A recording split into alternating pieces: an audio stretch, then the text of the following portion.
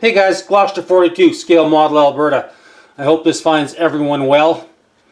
We know that 2021's been trying wherever you are. I hope you're making the best of things. So we've got a post-build review of the Tamiya French Light Tank R35. This is reasonably new for me. I think it just came out in 2020. Get right to the chase. It's awesome. Even if you don't like French tanks, just buy it for the building experience. It's a great little build. I had a blast building this one. In about 2 days it was done, good to go.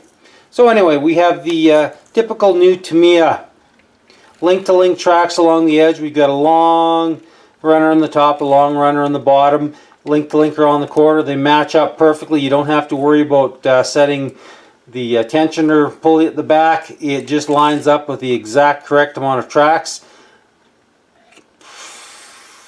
You shake the box, throw some glue in, and you come out with an R35. That's basically it.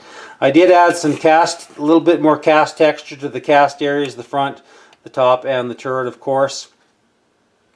There was a tiny little fill hole down the bottom here, but once you get the rest of everything on, you can't even see it. And the same thing, a tiny little fill groove along the bottom of the turret, which pretty much disappears once you get it on.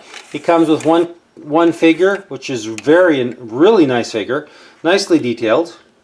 I got to hand it to Tamiya lately. Their figures that they've been coming out with their kits they're almost as good as some resin kits now.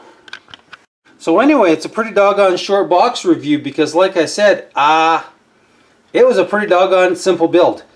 You know, there's a lot of things you could do differently. If you wanted to really weather it and heavily, you'd leave all the running gear off in the tracks and paint it and weather it and do all that kind of stuff, then put the tracks on. But I wanted to build this and then do a post-build review, and it wasn't going to be, the plan that I have for it is it's not going to be terribly dirty and like that. So there we are. It's just ready for paint. Guys, if you see this at your hobby shop or online at a reasonable price, I think I only paid $43 for this kit Canadian, which is like, I don't know, $1.95 US, something like that. Anyway, I really enjoyed it. It's a great kit. Highly recommended.